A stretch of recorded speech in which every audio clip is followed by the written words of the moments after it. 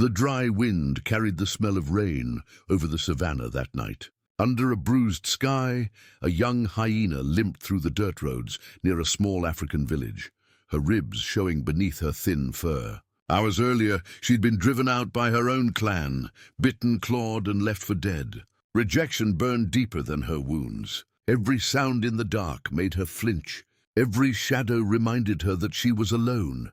For days she wandered, starving and exhausted, feeding on scraps tossed by humans who threw stones when she came too close. But fate, it seemed, was not done with her. That night, as thunder rolled and lightning split the clouds, she stumbled into a fenced yard, a place that smelled of humans, wood smoke, and something unfamiliar, a dog. Inside the yard stood Bruno, a large shepherd with dark fur and eyes that missed nothing. When he saw her approach, his muscles tensed. This was his territory, but instead of attacking, the hyena collapsed near the fence, her breath ragged, her body trembling. Bruno's growl faded into confusion. Something about the way she lay there, defeated yet not threatening, stirred something inside him that was older than instinct. The storm broke open, rain pouring down in sheets. Bruno hesitated, then trotted closer to the fence. The hyena lifted her head weakly, their eyes meeting through the downpour. Predator and protector, divided by wire and centuries of fear. Yet in that instant, something passed between them, something that had nothing to do with dominance or territory. It was recognition. What happened over the next few days would shock everyone in the village. Because from that moment on, Bruno refused to leave her side. Before we begin, make sure to subscribe to the channel, like this video, and turn on notifications. That small action helps us bring you more true stories of courage, compassion, and the incredible bonds that can form between the most unlikely of friends. Get ready, because this is the story of how a rejected hyena found family in the most unexpected heart. A dog who refused to see an enemy and instead saw a soul worth saving. The storm had swallowed the sky whole. Thunder rolled like a drum across the savannah, lightning flashing in the distance as if the heavens themselves were tearing apart. Rain came down in thick, heavy sheets, soaking the dirt until it turned into slippery red mud. Inside the small yard at the edge of the village, Bruno lifted his head from under the porch and growled softly. He smelled her before he saw her. Blood, fear, and loneliness all mixed together. His ears perked, his hackles rising as he stepped into the rain. The figure stumbling toward the gate was thin and trembling, limping so badly that every step looked painful. She collapsed just beyond the fence, her body pressing against the wire, as if she no longer cared whether she lived or died. Bruno barked once, sharp, loud, commanding, but she didn't move. For a long moment the only sound was the rain drumming against the roof and the faint, ragged rhythm of her breathing. Bruno paced near the fence, unsure what to do. Every instinct told him to guard, to protect his home from intruders. But this wasn't an intruder. She wasn't here to fight, she was broken. The light from the small house flickered on. Inside, Bruno's owner, an older man named Daniel, appeared at the window. "What's going on, boy?" he muttered, pulling on his boots. When Daniel stepped outside with a lantern, the beam fell on the creature by the gate. His eyes widened. "Dear Lord," he whispered. "That's a hyena." Bruno looked up at him, tail wagging uncertainly, as if asking for guidance. Daniel hesitated. He'd worked as a ranger years ago. He knew hyenas well enough to fear them. But this one was different. She didn't lift her head or bare her teeth. She just lay there, her sides heaving. Her fur was patchy, her neck scraped raw from old wounds, and her eyes, half open, glazed, were filled with something he'd never seen in a wild animal: surrender. "Stay back." "Bruno," Daniel warned, approaching slowly. He grabbed a long stick, though his voice was gentle. "Easy now, girl." The hyena didn't react. Daniel crouched by the fence, keeping his distance. The rain softened, falling now like a whisper. Bruno came to stand beside him, tail lowered, ears pinned back. The dog pressed his nose through the wire, sniffing cautiously. The hyena twitched but didn't growl. She looked at him briefly, then let her head drop again, too weak to care. Daniel sighed. "She's half dead," he said quietly. "If we leave her out here, she won't make it till morning." Bruno whined softly, nudging his owner's hand. Daniel looked down at him. "You really want to help her, don't you?" The dog gave a short bark, tail thumping once against the wet ground. "All right," Daniel muttered, shaking his head. "You win. But this stays between us, boy. The neighbors find out I've got a hyena in my yard. They'll think I've lost my mind." He opened the gate cautiously, ready to jump back at the first sign of aggression. But the hyena didn't move. He approached her slowly, then slid a large tarp under her belly, using it like a stretcher. With Bruno's help, he dragged her under the porch roof, where it was dry. The dog stayed close, watching every movement, his nose twitching. Once they were under shelter, Daniel knelt beside her. "Poor girl," he whispered. He poured water into a bowl and pushed it toward her. For a moment she didn't respond. Then with trembling effort, she lifted her head and began to drink. Each swallow seemed to pull her back from the edge of death. Bruno sat nearby, silent, his gaze fixed on her. It was strange. He didn't seem afraid anymore. If anything, he looked curious. He moved closer, inch by inch, until his paw brushed hers. The hyena flinched, but she didn't pull away. Daniel watched them both, shaking his head in disbelief. What in the world am I looking at? By dawn, the storm had passed. The yard smelled of wet earth and smoke from the cooking fire. Daniel brought out a plate of leftover stew, cutting the meat into small pieces and setting it near the hyena. She sniffed cautiously, then began to eat. When she was done, she lay back down, eyes half closed. Bruno, who had stayed awake all night beside her, finally rested his head on his paws. For the next few days, their strange companionship grew. Daniel kept the gate closed and avoided telling anyone what was happening. He didn't understand it himself. The hyena, whom he'd started calling Mara, never once tried to attack. She followed Bruno's movements closely, mimicking his calmness. When Daniel called for Bruno, Mara's ears would twitch at the sound. Sometimes Daniel would catch her watching the dog with something almost like admiration. On the 5th day, something remarkable happened. Bruno was eating his breakfast when he suddenly paused, picked up a piece of bread, and carried it over to where Mara was lying. He dropped it beside her and nudged it toward her nose. Mara hesitated, then took it gently between her teeth.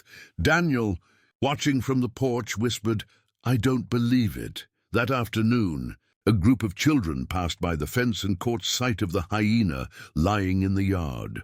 Their screams echoed down the road. Within an hour, villagers arrived with sticks and machetes, demanding Daniel come out. "What's that thing doing here?" One man shouted. "You're bringing danger into our homes." "She's not hurting anyone." Daniel protested. "She's a killer." Another yelled. "Hyenas don't change." Bruno barked loudly, placing himself between the fence and the angry crowd. Mara rose to her feet, ears flattened, eyes wide with fear. Daniel's heart raced. He had to act fast. "Go!" he whispered to her. "Go before they hurt you." But Mara didn't move.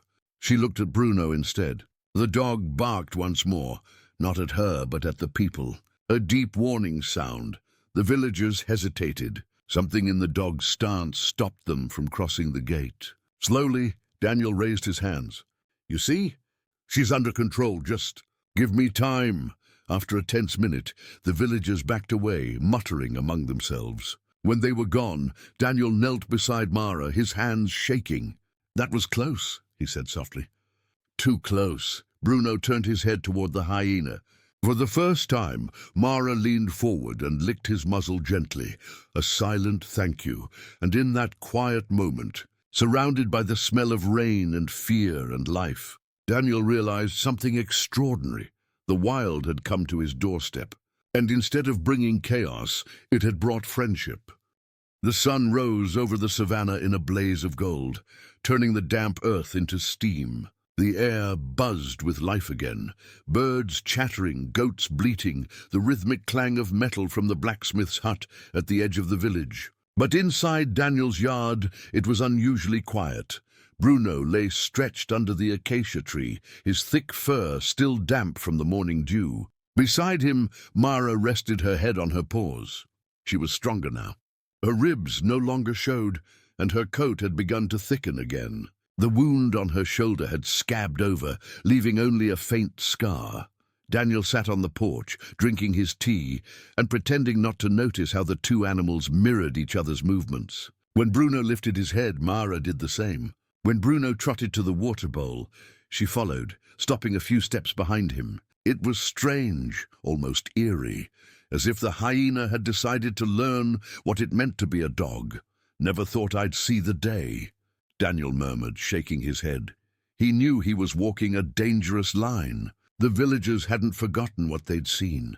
Some avoided his property entirely now, while others whispered about curses and bad omens. He'd even caught the village chief, Mr. Njeri, staring through the fence the day before, his expression hard. That morning, as Daniel fed the chickens, a voice called from the road. "Daniel!" He looked up. It was Njeri himself, tall and stern, his walking stick thumping the ground as he approached the gate. Daniel sighed and wiped his hands on his shirt. "Morning, Chief." "Morning," Njeri replied, though his tone held no warmth. His eyes shifted past Daniel toward the yard. "Is it true, then? You're keeping that thing here?" Daniel hesitated. "She's not hurting anyone. She's recovering." "She?" Njeri repeated sharply. "You've named it?" Daniel's jaw tightened. "Her name's Mara, and yes, I named her. Because she's not a monster." The chief stepped closer, gripping the fence. "You're risking all of us. Hyenas bring death, Daniel.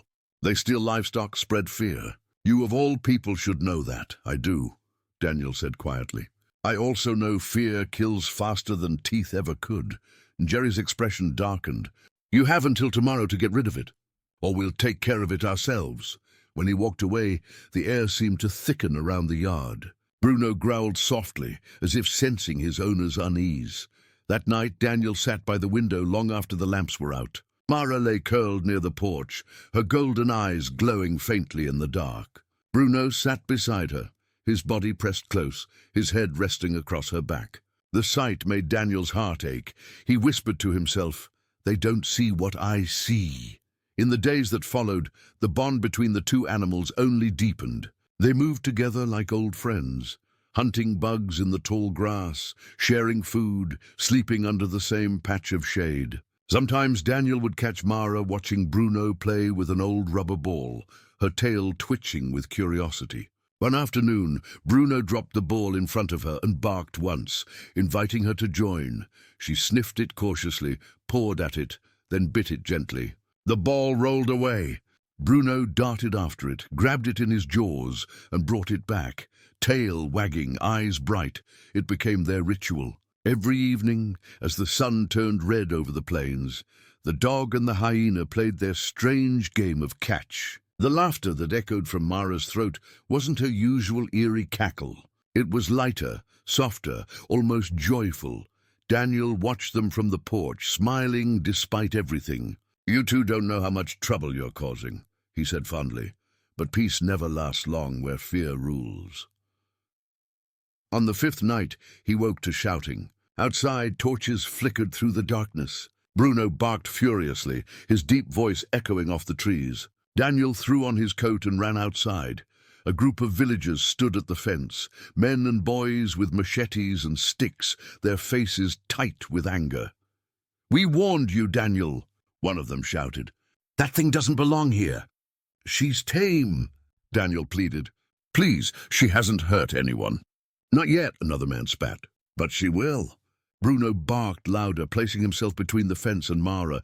The hyena stood behind him, her ears flattened, trembling. "Move aside." Njeri's voice boomed from the crowd. "We'll end this before it spreads." "No!" Daniel yelled. "She's under my care." Someone threw a rock. It hit the fence with a loud clang, startling both animals. Bruno lunged forward, barking so hard his voice cracked. Mara yelped, pressing against the porch.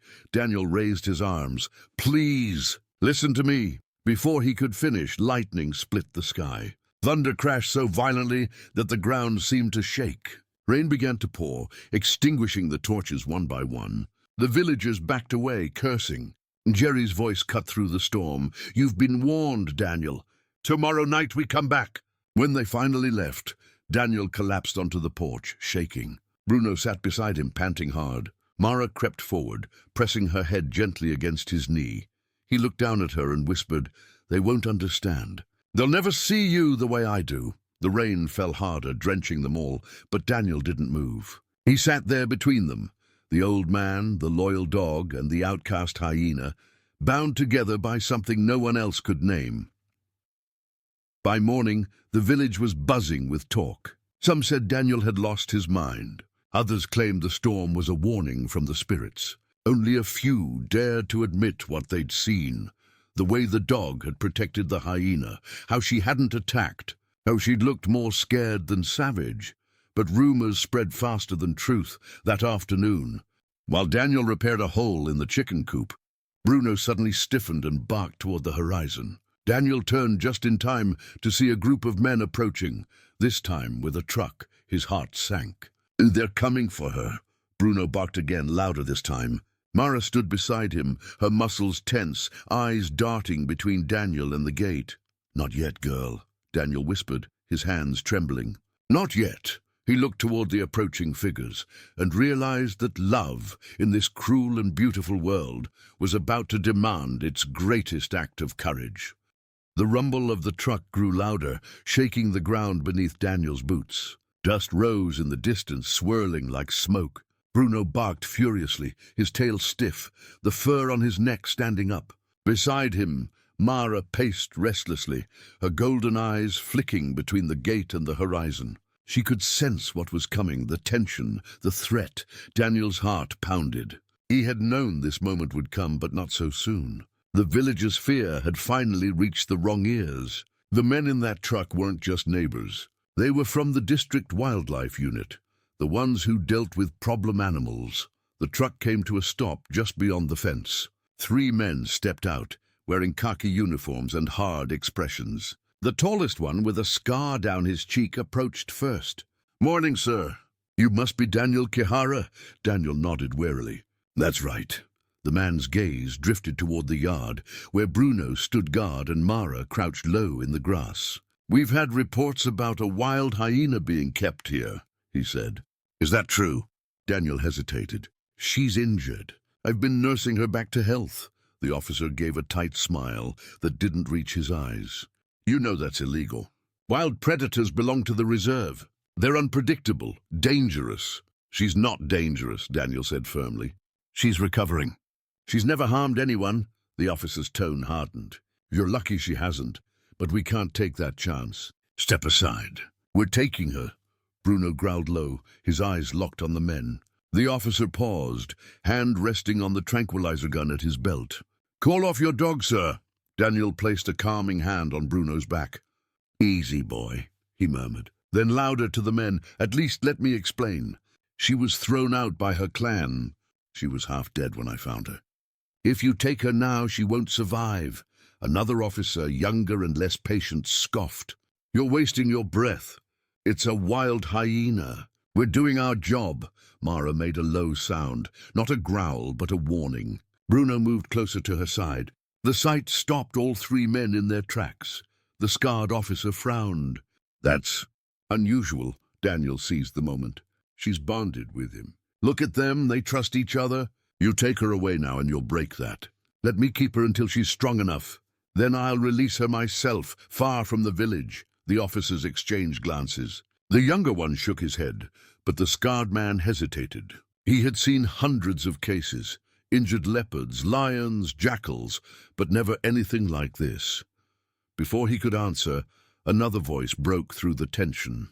"Don't listen to him." Daniel turned. Chief Jerry was approaching, flanked by several villagers. His face glistened with sweat, his voice dripping with authority.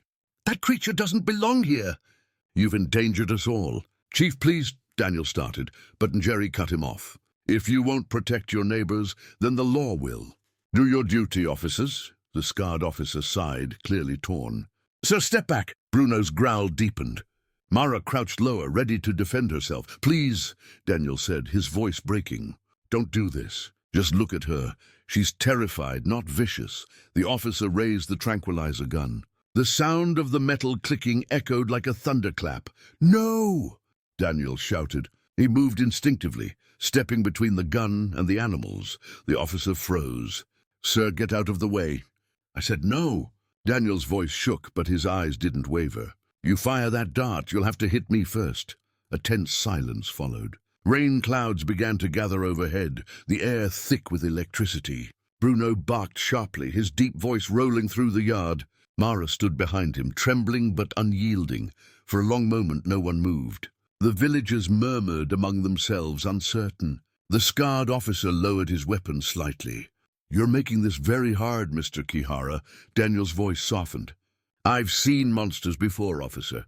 Real ones, men who shoot for sport, poachers who leave traps in the dark. This animal," he gestured toward Mara, "isn't one of them. She's just trying to live." The officer looked at Mara again. Her ears twitched. She wasn't snarling or baring her teeth. She was watching Daniel, eyes wide, trusting him completely. The moment felt fragile, like glass. Then the officer slowly lowered his tranquilizer gun. "You have 1 week," he said quietly. 1 week to rehabilitate her. After that, she goes back to the wild, or we come back for her." And Jerry's face twisted in disbelief. "You can't be serious."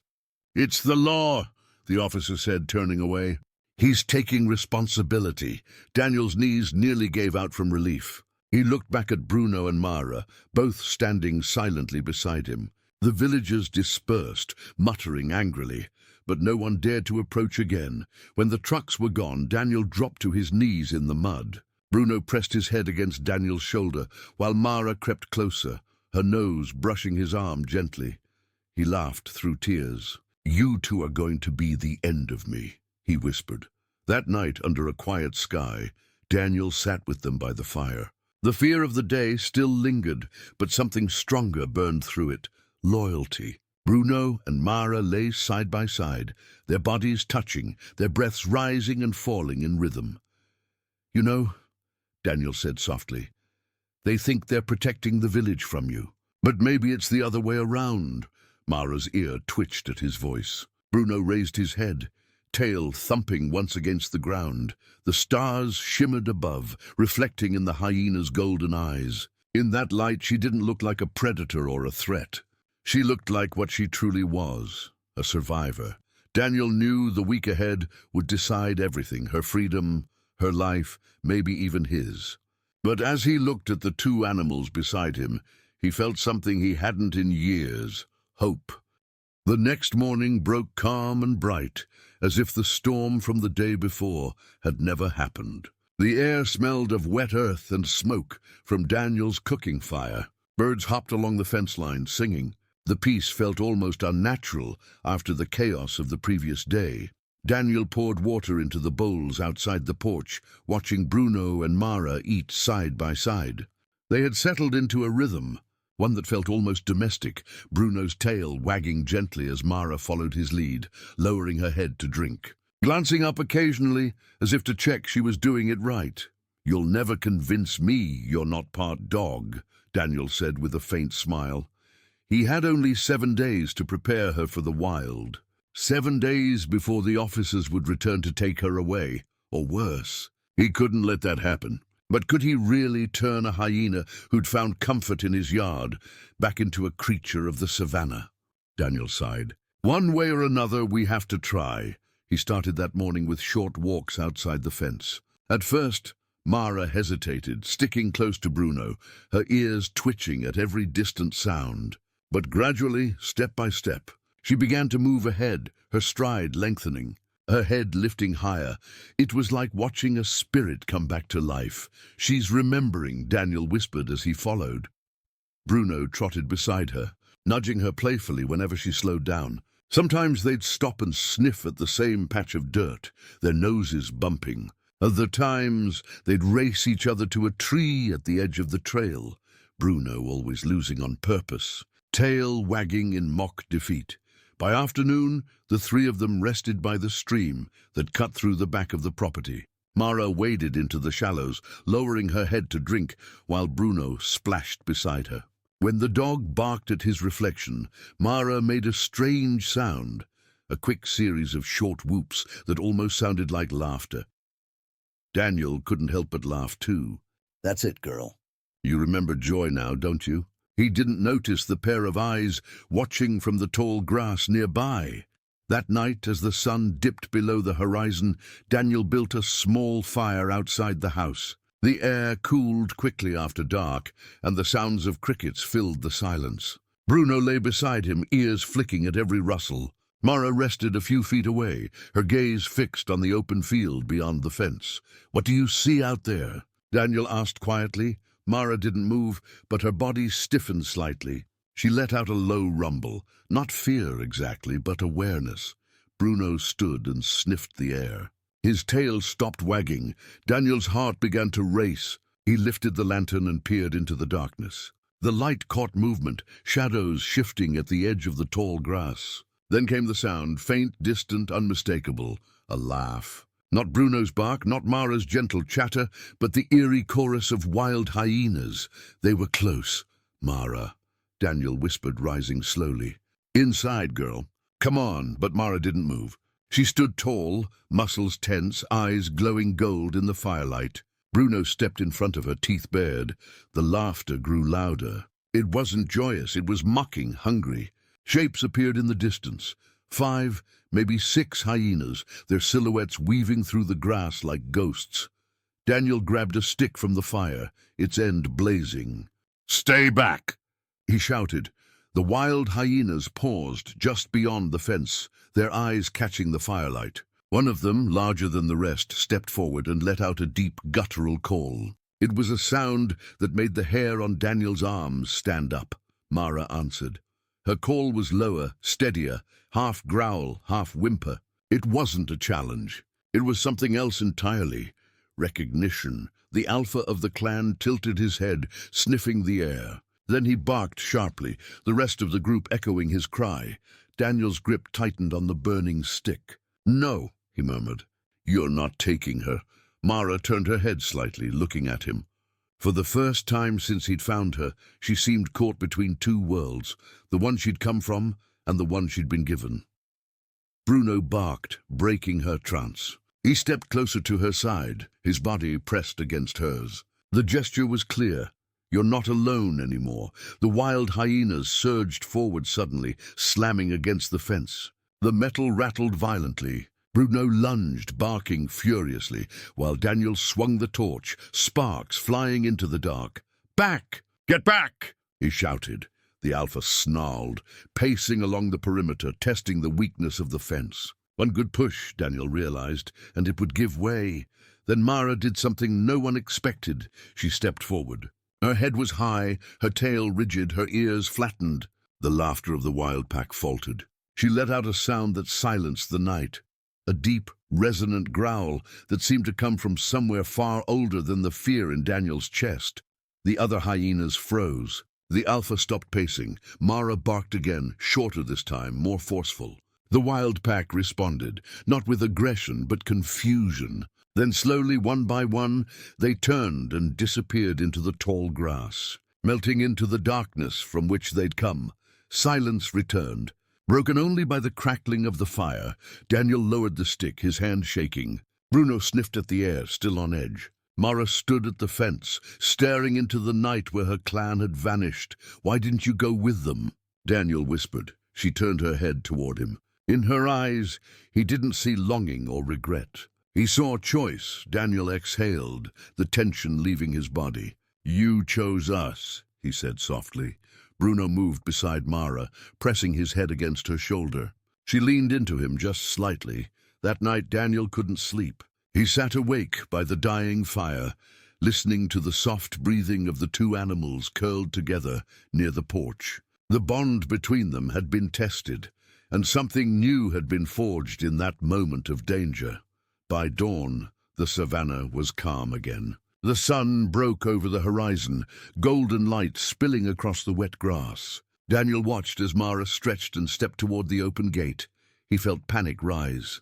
"You're not leaving, are you?" he whispered, but she didn't run. She simply stood there, her nose lifted to the wind, breathing in the scent of freedom. And then she looked back at him, waiting. Bruno trotted over and sat beside her, tail wagging. Daniel understood then. She wasn't running away. She was asking him to trust her the same way she had trusted him. "All right, girl," he said quietly, voice breaking. Go see your world. But come back, okay? And with that, Mara stepped beyond the gate, not as the broken creature he had rescued, but as something stronger. For the first time since her exile, she was walking toward the wild by choice. The first morning without Mara felt strange, like the air itself had lost its rhythm. Bruno wandered the yard aimlessly, sniffing the gate where she had stood before stepping into the tall grass. Her scent was still there, faint but comforting. Every sound in the distance, a rustling leaf, a call from the savannah, made his ears twitch, his heart leap with hope. Daniel sat on the porch, trying to focus on his tea, but he couldn't shake the same unease. She'll come back, he muttered, as much to himself as to the dog. She knows where home is, but as the sun climbed higher, the silence stretched longer. By evening, the golden light turned red, painting the horizon like fire. Bruno refused to eat. He stood at the edge of the yard, staring into the endless plains. Daniel placed a hand on his back. I know, boy, he whispered. I miss her too. That night, Bruno didn't sleep. Every time Daniel looked out the window, he saw the dog still there, waiting, ears pricked toward the darkness. The second night was the same. By the third, Daniel began to worry. Maybe she had gone too far. Maybe her clan had found her again. Maybe, he said aloud, staring into the dark, I was wrong to let her go. Before dawn on the fourth day, Bruno made his choice.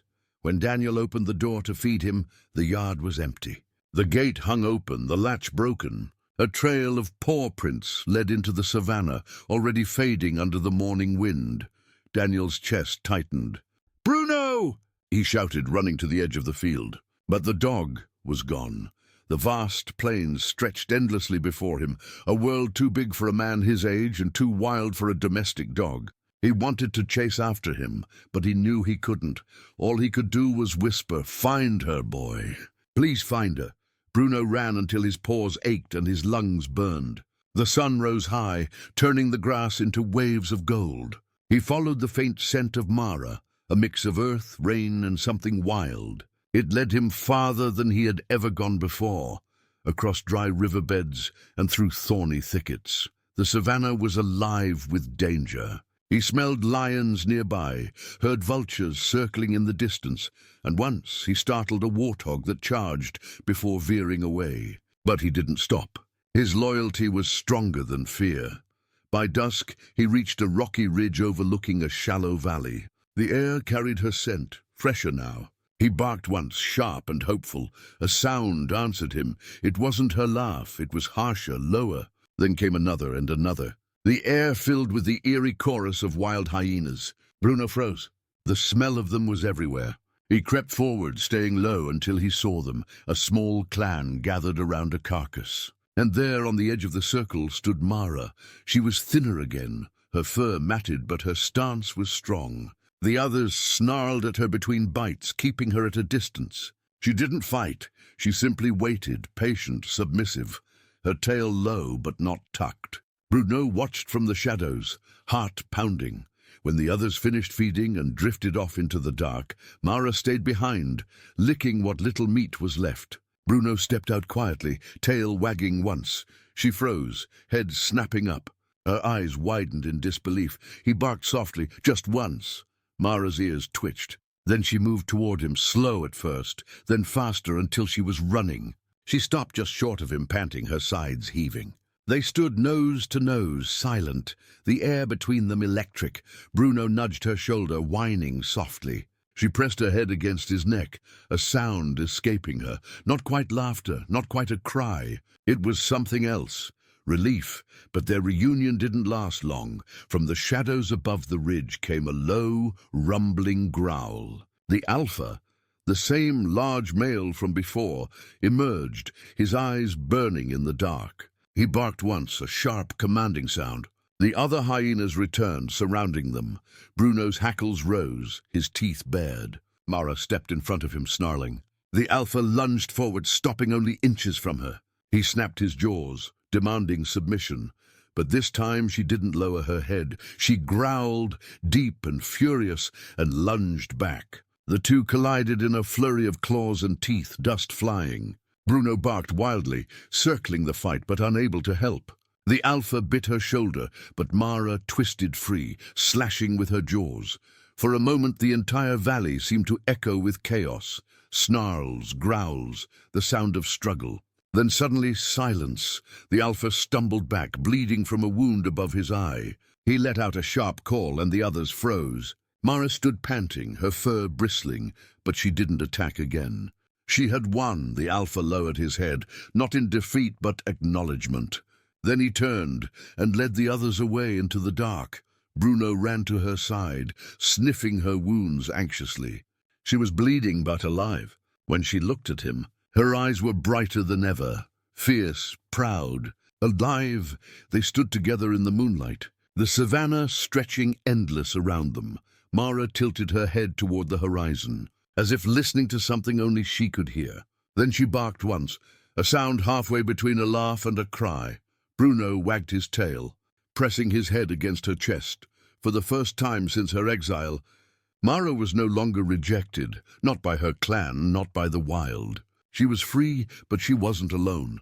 The next morning, Daniel woke to barking. He stumbled outside, blinking against the bright light. There, by the fence, stood Bruno, muddy, exhausted but alive. And beside him, limping but strong, was Mara. Daniel's eyes filled with tears. "You found her," he whispered. Bruno barked once, tail wagging furiously. Mara sat down beside him, panting softly, her golden eyes fixed on Daniel with calm trust. Daniel dropped to his knees, his voice shaking. "You came home." The wind swept through the tall grass, carrying the faint sound of laughter, wild, distant, and free. By the time the sun rose the next morning, word had already spread through the village. The hyena had returned. Daniel stood at the fence as the early light washed over the fields. Bruno sat beside him, panting softly, his fur still damp with dew. Mara lay near the porch, licking her wounds from the fight that had won her place back in the wild. She looked tired but peaceful, her chest rising and falling with steady rhythm. "Welcome home, girl," Daniel whispered.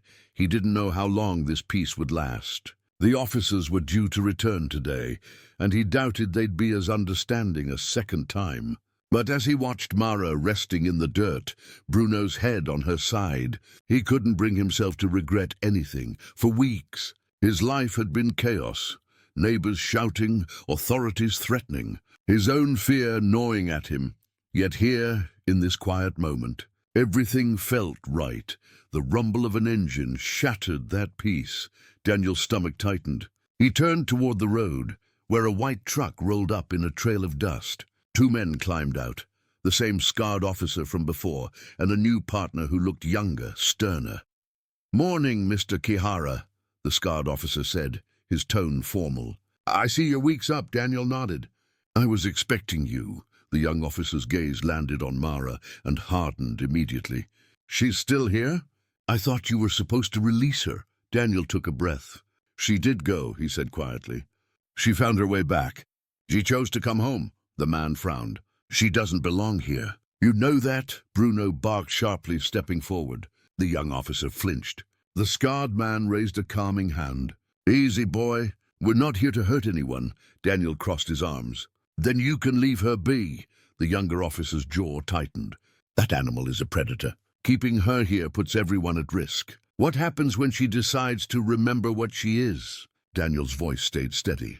"She already remembers what she is. And she's shown more loyalty and restraint than most people I've met."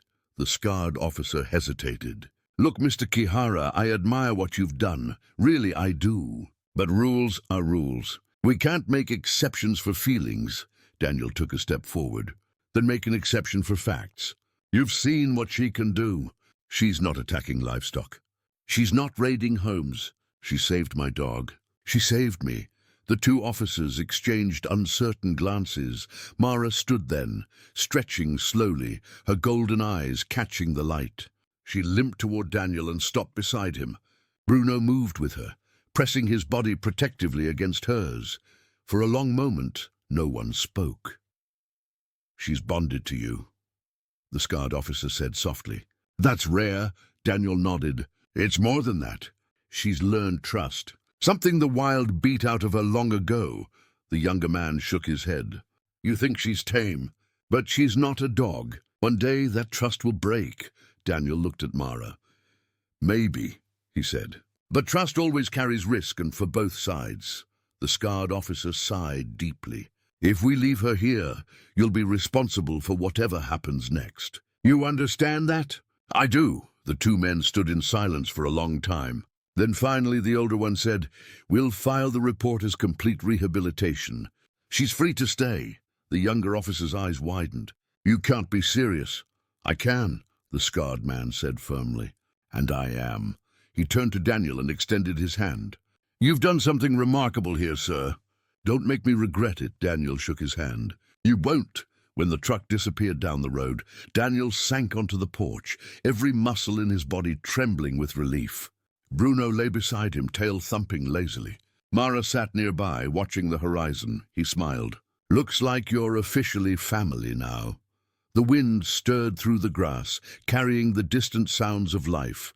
Goats bleating, children laughing, the hum of a new day. For the first time in months, Daniel felt peace, but Mara wasn't done teaching him yet. That evening, as the sun sank low and painted the plains in gold, she stood at the gate again. Bruno followed her, whining softly. Daniel watched from the porch. You're leaving again, aren't you?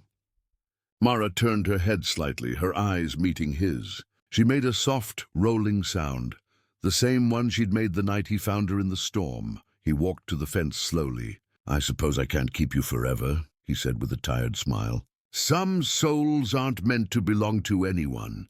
Bruno pressed against Mara, licking her muzzle. She nudged him gently as if saying goodbye. Then she looked back at Daniel one last time. He reached through the gate and rested his hand lightly on her shoulder. You'll always have a home here, he whispered, and then she was gone, slipping into the tall grass, her silhouette fading into the sunset. Daniel stood there long after she vanished, the wind cool against his face. He didn't cry. He didn't call after her. He simply listened, and in the distance he heard it, a soft laugh rolling across the plains, wild and free. He smiled through the ache in his chest. Good girl, he whispered. Weeks passed. The village slowly forgot the hyena. The fences were repaired, the whispers died down, and life returned to something like normal. But for Daniel and Bruno, nothing would ever be the same. Sometimes, late at night, Bruno would lift his head and bark softly toward the horizon, tail wagging, and Daniel would smile and say, I hear her too. Then one morning, months later, as dawn broke over the savannah, Daniel heard movement by the fence. Bruno barked once, then froze. Daniel stepped outside, and there she was. Mara stood at the edge of the field, strong and healthy, a scar running along her shoulder like a badge of survival. But she wasn't alone. Two smaller shapes peeked out from behind her legs, pups, their spots still faint, their eyes bright with curiosity. Daniel's breath caught. You brought them here? Mara looked at him for a long moment, then barked softly, a sound that carried warmth. Not warning, Bruno wagged his tail so hard his entire body shook. Daniel laughed, tears streaming down his face. So that's it, he said softly. You came home to show me your family. The hyena pup stepped forward, sniffing the air. Mara stood tall beside them, proud and calm. And for the first time, Daniel realized something simple but extraordinary. Love doesn't belong to one species, one heart, or one home. It moves freely, just like the wild wind that carried her laughter.